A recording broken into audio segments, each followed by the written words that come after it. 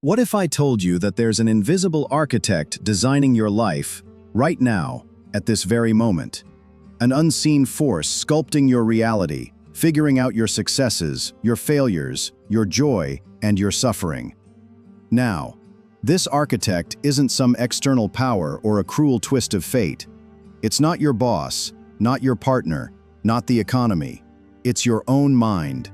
Every single thought you have, from the fleeting whispers to the roaring internal arguments to the silent judgments, is a brushstroke on the canvas of your future.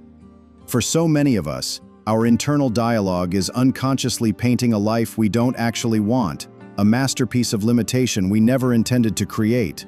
It's like we're letting our lives be created on autopilot. But what if you could grab the brush? What if there was a blueprint for taking conscious control?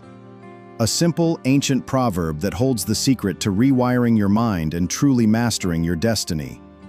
Today, we're going to unpack a profound piece of wisdom, one that's just as relevant now as it was thousands of years ago.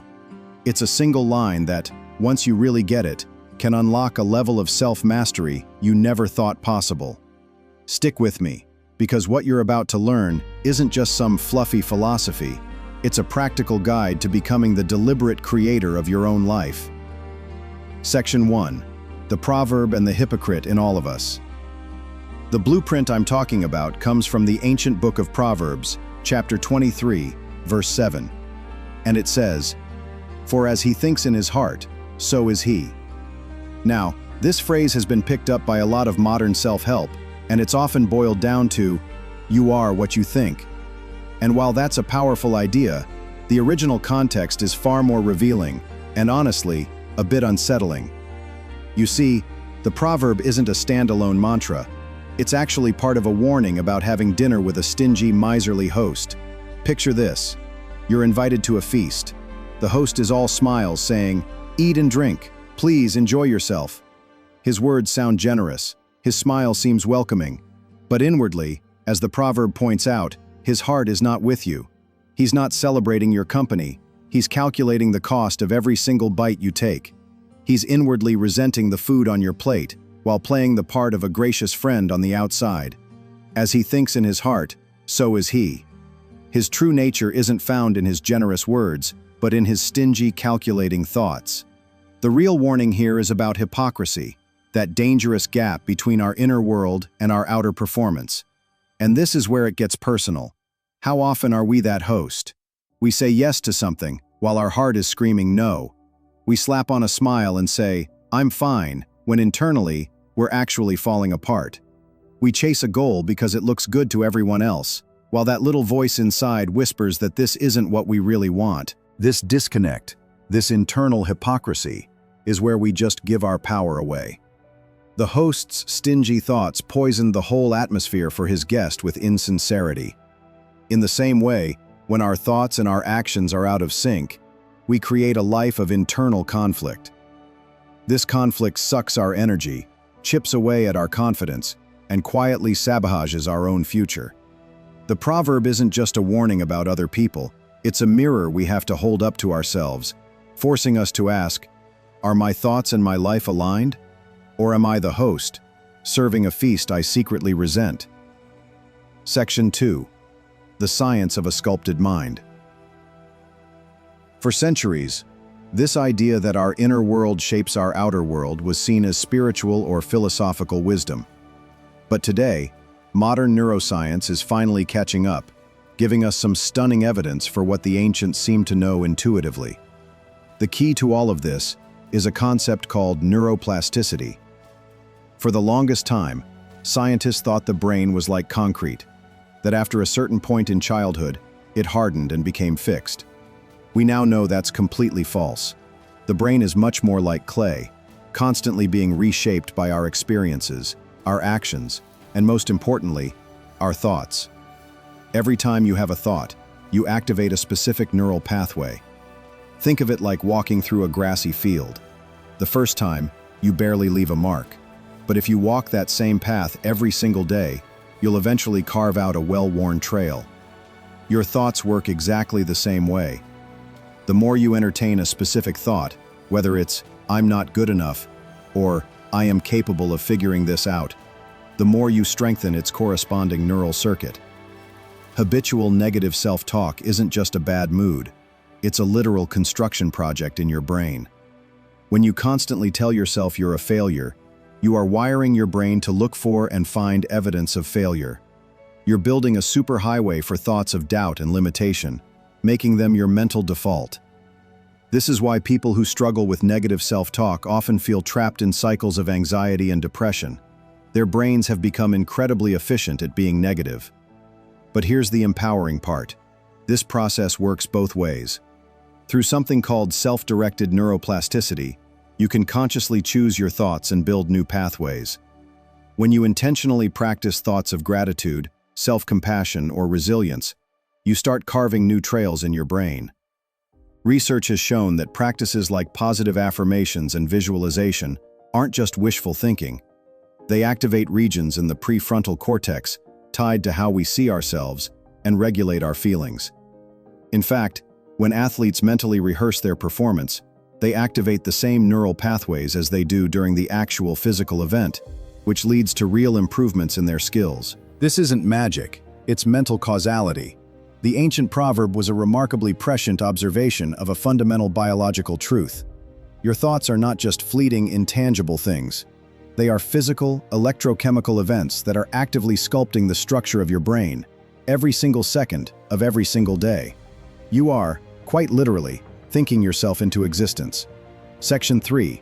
The antidote of authenticity. If the poison is hypocrisy, that gap between your internal thoughts and your external actions, then the antidote is radical authenticity.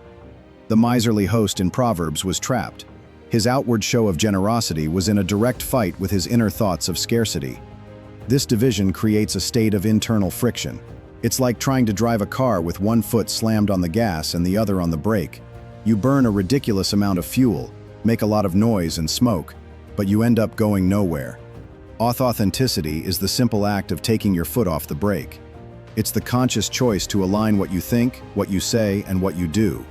It means being brutally honest with yourself first and foremost. What are your real motives? What are your deepest fears? What does your heart, not your ego or your sense of duty, truly want? Living authentically doesn't mean you have to blurt out every thought to the world. It means you stop lying to yourself. It means you stop performing a role you think you should play and start living as the person you actually are. When your inner world and outer actions finally start to line up, something incredible happens.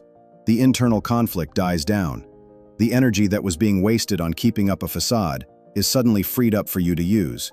This is where real power comes from. People are drawn to authenticity. They might not always be able to explain why, but they can sense integrity. They feel the coherence between your words and your energy. When you operate from a place of authenticity, you build trust without even trying. Your influence grows naturally because people know that what they see is what they get. Think about the most charismatic and impactful people you can think of. They often have this powerful sense of self, don't they? Their actions just seem to flow effortlessly from their core beliefs. This is not an accident. They have closed the gap that the proverb warns about. They have stopped being the begrudging host and have become the genuine guest at the feast of their own life, fully present, fully engaged, and unapologetically themselves. This alignment is the foundation on which you can build a destiny of your own choosing. Section 4. The 4 pillars of a rewired mind. So, how do we go from just understanding this stuff to actually living it? How do we actively rewire our minds and build a life of authenticity? It really comes down to a daily practice built on 4 key pillars. Pillar 1. Awareness. Become the watcher. You can't change a thought you don't even know you're having. The very first step is to simply start paying attention to your internal dialogue, your self-talk. For one day, just try to be a neutral observer of your own mind. What are the recurring thoughts? What stories are you constantly telling yourself about your life, your abilities, your relationships?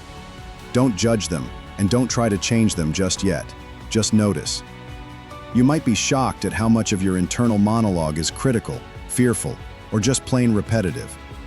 This awareness is the flashlight that reveals the mental paths you've been walking unconsciously. Pillar 2. Interrogation. Challenge the narrator. Once you're aware of your limiting thoughts, the next step is to question them. Your inner critic is often a terrible source of information. When you hear that voice say, "I can't do this," or "I'll never succeed," don't just accept it as fact. Challenge it like a lawyer in a courtroom. Ask, "Is that really true? Where's the evidence? Has there ever been a time I did succeed at something?"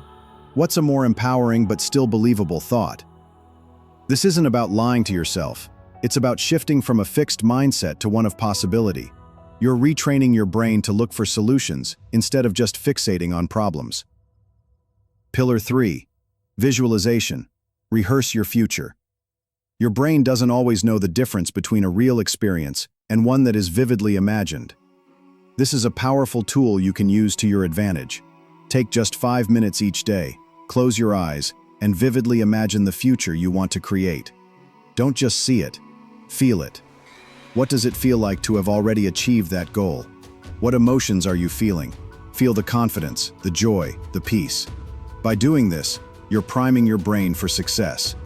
You are literally building the neural architecture for your new reality before it even happens, making it feel familiar and much more achievable.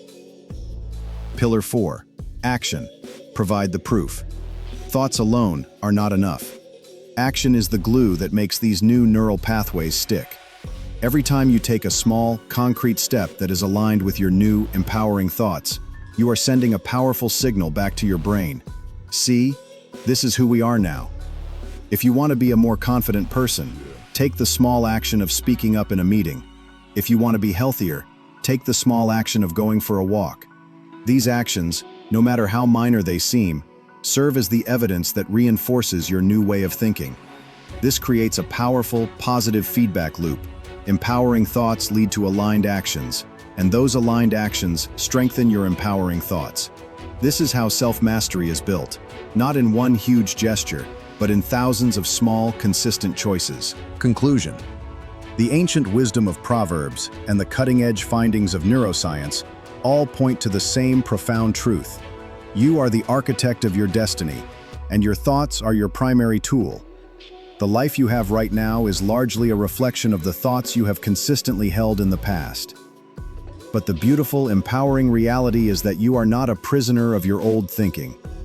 Every single day, every single moment, presents a new opportunity to choose. You can continue to unconsciously walk the same well-worn paths of fear, doubt, and limitation.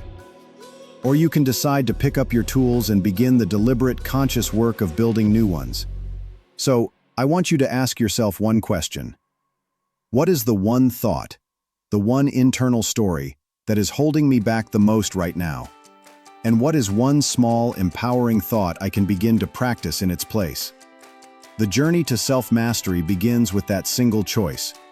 It's not about perfection, it's all about direction. Choose your thoughts wisely, because you are not just thinking, you are creating. Your destiny depends on it. If this message resonated with you, and you're ready to take control of your inner world, please take a moment to like this video and share your answer to that question in the comments below. I read every single one. And be sure to subscribe for more insights on mastering your mind and building an extraordinary life.